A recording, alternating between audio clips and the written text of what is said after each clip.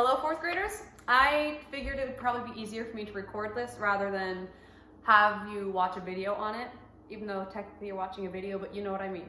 I want to give this to you directly. So that being said, I have my little cheat sheet here that I'm going to walk you through some topics. And today we are going to be talking about different regions and different things that affect where animals and plants live. Specifically animals and plants in Utah. So the first thing you need to know is that different regions of Utah have their own specific patterns of life. So what that means is that not every animal that lives in different regions is going to live throughout the whole state. So not every animal that's in St. George is going to be here in Logan, right? It depends on that area and that climate. So those living things are designed specifically to live in that area. Those are what we know as adaptations, right? Each animal adapts to live in the specific area they're at. You guys learned this when you read about the biomes in Utah. So that's what we're talking about today. Now, one of those things is elevation. Elevation is going to be our main focus of today's lesson. So what elevation is that it is the height above sea level. The height above sea level is elevation. So the higher something is, the colder it is. The lower something is, the warmer it is. So when you're in the mountains, it's colder than it would be at the ground level. Or if you're in the desert, that's a low elevation, so it's warmer. So high is cold, low is warm. I want you to say it with me. I can't hear you, but I'm going to pretend I can. So high is low temperature, low is high temperature. Or we can say high elevation is cold temperature, low elevation is warm temperature. High, cold, low, warm. High, cold, low, warm. Get it in your head. High, cold, low, warm. Got it? Should I say it one more time? You're saying no, but I'm going to. High, cold, low, warm. All right. So elevation affects the climate and temperature, which determines where plants and animals live. So like I said, elevation, it's going to determine if it's going to be a cold or a warm area. And that's going to determine what animals can live there. So for example, a warm-blooded or an animal that's used to living in a warm area might not be able to live in the mountains. Or an animal that's used to cold areas might not be able to live in the desert. So it depends on the elevation, what plant or animal lives there. Okay, so to start off, we're going to do a little activity. Well, I'm going to. You guys are going to watch and help me out. So I want you to take a look at what I'm wearing. You can probably guess what the temperature would be like based off what I wear, right? I've made some adaptations, some changes to what I'm wearing. So you can probably guess it was probably chilly outside because I'm wearing a jacket, but not super cold because I don't have a huge coat on. Now when I come back, I'm going to be dressed in a different setting. I'm going to be adapted to my climate. And I want you to ask yourself and tell me what climate that might be. So give me 1 second. I'm going to pause the video and go change and we'll see. Okay, I'm back. I have changed. Based off what you can see I'm wearing shorts, t-shirts, sunglasses, a hat, and some sandals. What might you think about the temperature or the climate I'm living in? Am I in a hot or cold area? Well, if I was in a cold area, I'd probably be kind of dumb because I'm dressed for a warm area, right? I've made adaptations to my body so that I can fit into that climate. I'm wearing shorts so that I have more airflow going. I'm wearing sandals so my feet aren't hot. I'm wearing a hat and sunglasses to protect me from the sun. I look like I'm ready for a day outside.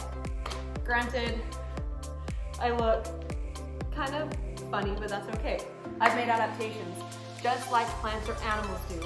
I'm gonna change one more time, and I need you to ask yourself, what climate am I living in? Here we go.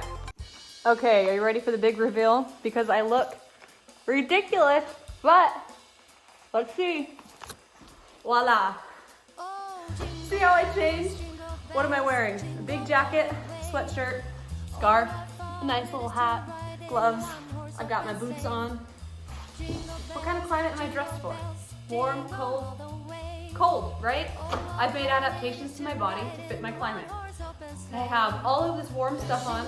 It's really warm in my apartment, so I want to take this off soon, but my point being, animals and plants adapt to survive these conditions. If I'm wearing this stuff, I'd probably live in a higher elevation. I'd live somewhere that's higher elevated, that's colder. When I was back wearing my warm clothes, I'd be living in a lower elevation, somewhere where it's warm. So remember, high is cold, low is warm. So I'm going to get back into my regular clothes because I am about to sweat, and I'm sure you're gonna kick out of my cool little winter gear. So I'll be back in a sec. Okay, now I'm close to the camera, back in some more normal clothes. My hair is all messed up from my hat. But I drew you a picture that I want to show you guys of my cute little mountains. My pen exploded, and this is our cool sun with sunglasses. But the thing I want to show you is that in these mountain ranges, the high elevation is going to be at the top of the mountain, right? It's higher up, so it's the high elevation. And near the bottom of the mountain, that's our lower elevation. So it makes sense, right? You just got to think about it logically. The higher it is, its high elevation is colder. The lower it is, it gets warmer, and it's lower elevation. So let me draw that scale. It's going to get colder the higher up we go, and it's going to get warmer the lower we go. So let me show you what that would look like on our cute little map. The lower we go, the warmer it gets. The higher we go, the colder it gets. So in the mountains, and we have quite a lot of mountains in Utah, there are different plants and animals that live here. They have to adapt to these conditions to survive. So animals that live in these high elevation places, these colder regions, they need to survive the cold, right? They can't live here if they're not going to be able to live through winters and the cold elevation. So I'm going to show you a few examples of plants and animals that live in Utah, and we're going to talk about where they live in the mountains and how they adapt to live there. Remember, before we start this little activity, that climate and temperature tie into the elevation. We talked about it being colder and warmer. So remember, when you have elevation, think also climate and temperature. It all goes together. So I'm gonna get my animals ready and be right back. Okay, I have a packet of cards with pictures of animals and plants on them, and a little description of each one. And I also have a map, a very beautiful map of mountains. At about 10,000 feet is where the peak is going to be, and 5,000 feet is going to be about the base of the mountains. So we have this whole area to work with. We have our colder and our warmer climates are going to be up and down here according to the mountain. And after we read about these plants and animals, we're going to decide where this plant or animal should live and talk about the adaptations it's made. So our very first one is a cottonwood tree. So take a look at it while I read the description. A cottonwood is a large leafy tree with clusters of cottony hairs on the seeds. It lives at approximately 6,000 feet. So if you look at it, it looks like a pretty normal tree, and it tells us that it lives at about 6,000 feet. So if we're looking at our elevation map right here, 6,000 feet is going to be near the bottom of this mountain. So what does that tell you? Is that going to be a plant that lives very well in the cold, or does it live better in the warmer climates? So the cottonwood tree is going to live right about there. So it can live in some colder regions, but it does better in the warmer, right? Because it's near the bottom of the mountain where it's warmer. Now, that doesn't mean that it can't survive winters. It can. It just does better during the warmer parts of the year and in the warmer temperatures. The next one is a jackrabbit. So go ahead and take a look. Let me make sure my thing's lined up. Take a look at this little guy as I read you a description on him.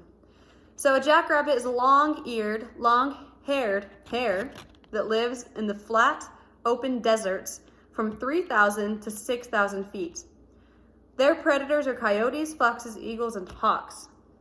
So, knowing that what you know about it now, its predators are all things that can see it from the clear sky, right?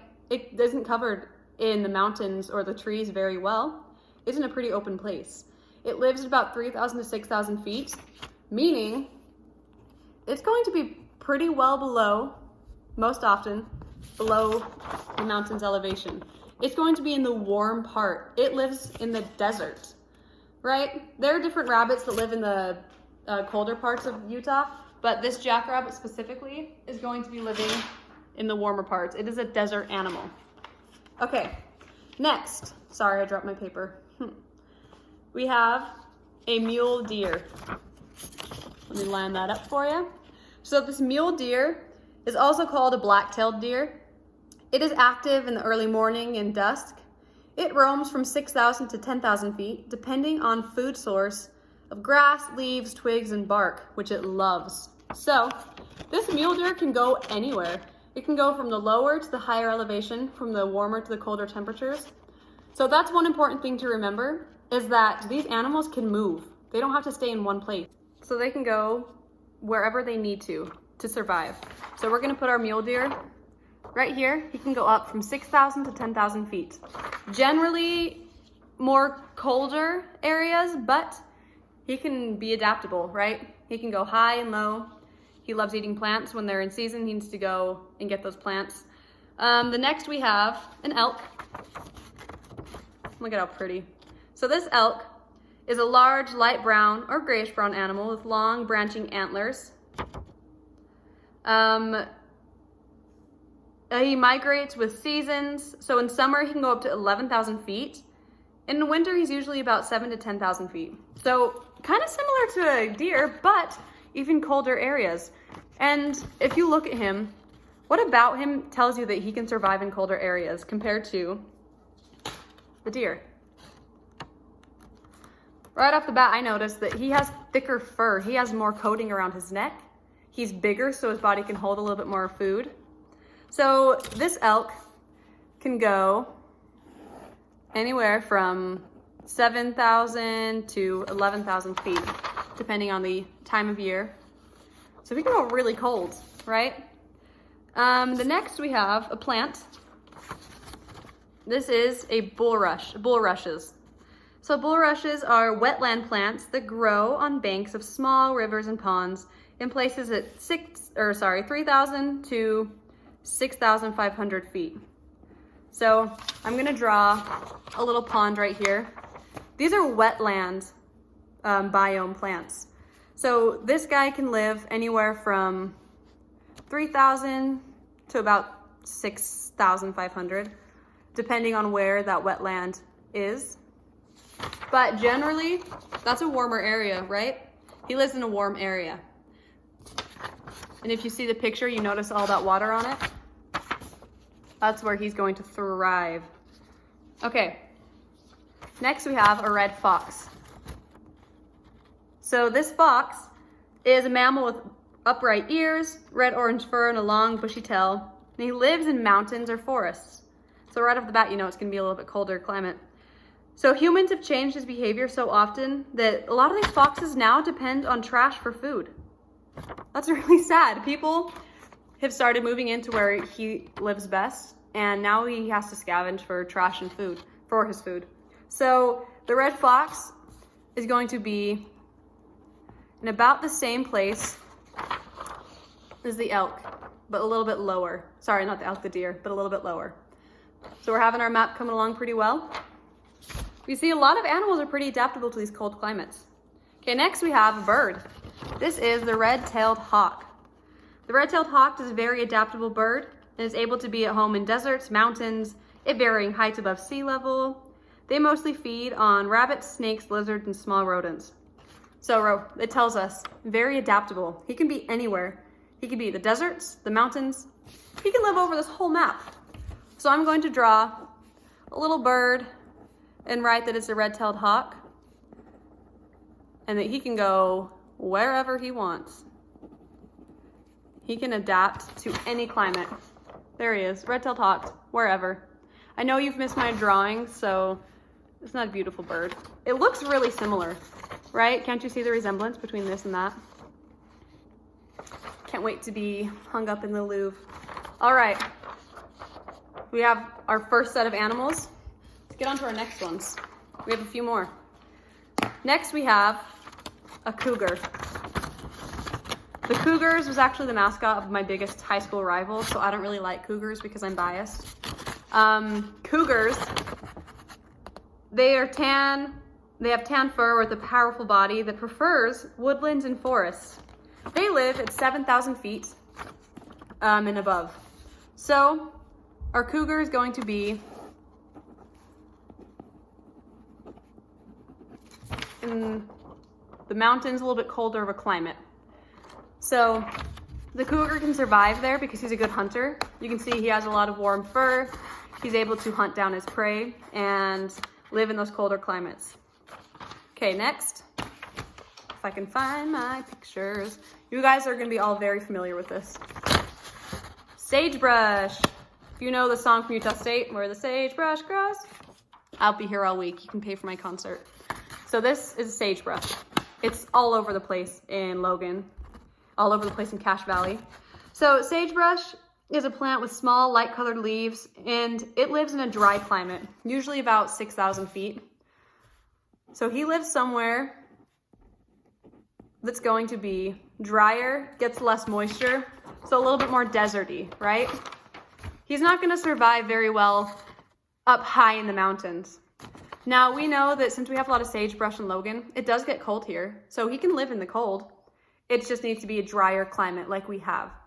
We get snow, we get a little bit of rain, but Logan's drier than some other places. So the sagebrush thrives in dry places.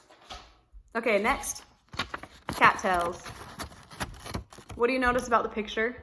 Much like the bulrush, it's in water, right? So cattails are long, slender plants that live in marshy places from about 3,500 to 7,000 feet. And it's found in wetland environments. So this guy is going to be the exact same as bulrush. A lot of times you'll actually find the bulrush and cattails together. So I'm going to draw little pictures. They kind of look like corn dogs. Whenever I see these, I think of corn dogs. So if that helps you remember what cattails look like, draw corn dogs. That's that, wetland environments. Next we have the state tree of Utah, quaking aspens. So quaking aspen, they're trees that grow at 7,000 to 8,000 feet, and it likes cooler temperatures. And if it lives from 7,000 to 8,000 feet, you know that's going to be a cooler temperature, right? That's higher elevation. So we have our quaking aspen, which is the state tree of Utah, right comfortably in the middle of that. So if you go out to the canyon and you go on some walks, some hikes, you're gonna see a lot of these trees, especially during the fall when the leaves start changing. They're so pretty. So you'll see a lot of these. They like to live in the mountains and cooler environments. Next we have our good friend, Mr. Beaver. Not the one from, unfortunately not the one from Lion, the Witch, and the Wardrobe. This guy can't talk, but he's got the really cool teeth. So the beaver is a small to medium-sized animal covered in fur with short body and long flat tail. He swims in forest areas at like 7,000 to 8,000 feet. So he's going to be in a body of water that's a little bit cooler of a climate than we're used to for some of these plants. Doesn't mean he can't go down here. He can. He just prefers to be in these cooler climates, a little bit higher of a more elevation than some of those other plants. Okay, we're off to our last set of animals. This little guy is my favorite, Mr. Tortoise. So this tortoise is a slow-moving reptile that lives in a dry desert climate that are under 6,000 feet. So Mr. Tortoise is going to live down here where it's dry and warm. If you look at this guy, he's not gonna be able to climb up an entire mountain, right? He's old, he's got his shell to keep him cool.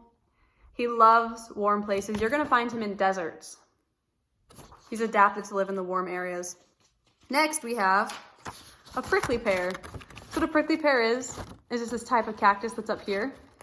So prickly pear is found in deserts of Utah at 3,000 to 4,000 feet, but can be found as high as 7,000 feet sometimes at the transition area from desert to forest.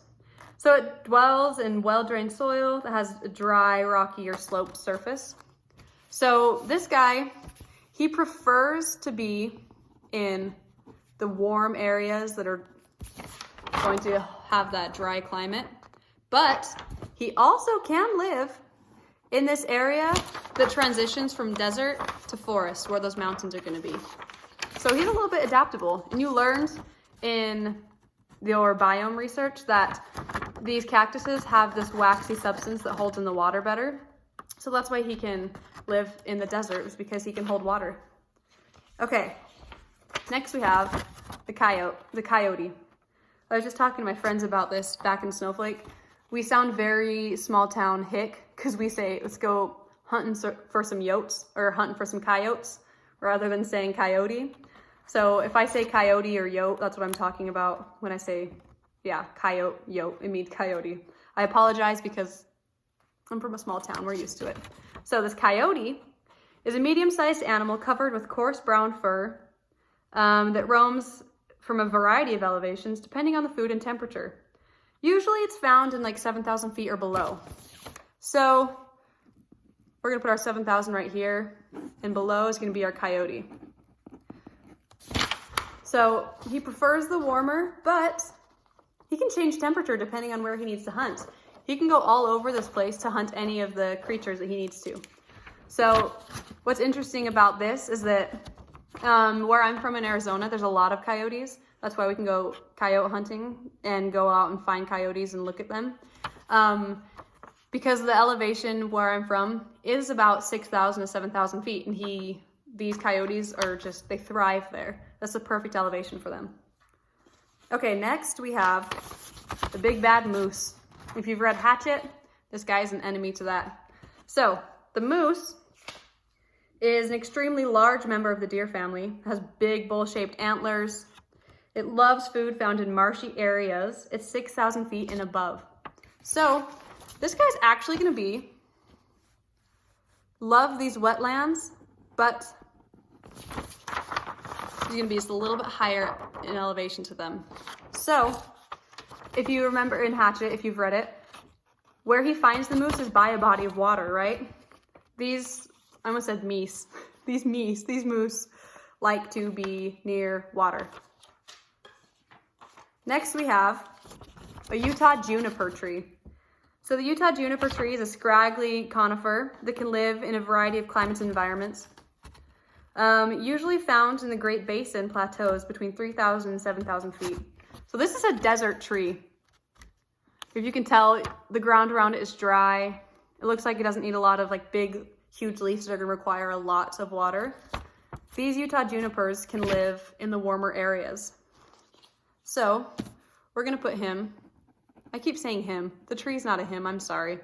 Utah juniper is gonna be down here in this warmer area. This is our last one. Very similar to the Utah juniper, this is a pinon tree. The pinon pine. So this is a tree with yellow flowers that lives in dry desert areas between 2,000 to 7,000 feet. So this is also a desert plant, a desert tree. He's gonna live below the Utah juniper, but he can also go a little bit higher as well. So here we have our very disorganized map of elevation and animals. Now, if you've been listening along, thinking about where do these animals live? What is required to live in these certain areas? Basically, if you're looking at pictures of something and you need to know, okay, how do I know where this is going to live? You need to look and see what adaptations has it made? What can I tell about this that it can live in the cold? Can it live in the cold? Is this gonna be better in the warmer areas? So when you see something like a jackrabbit, you see it looks like it's adapted to hunt in open areas, so it's going to tell you it's probably not going to be super covered in mountains. Even just in the pictures, you can see it's a drier climate. He has a little bit shorter fur, so maybe not doing very well in a super, super cold place. Whereas if you look at, let me find a colder animal.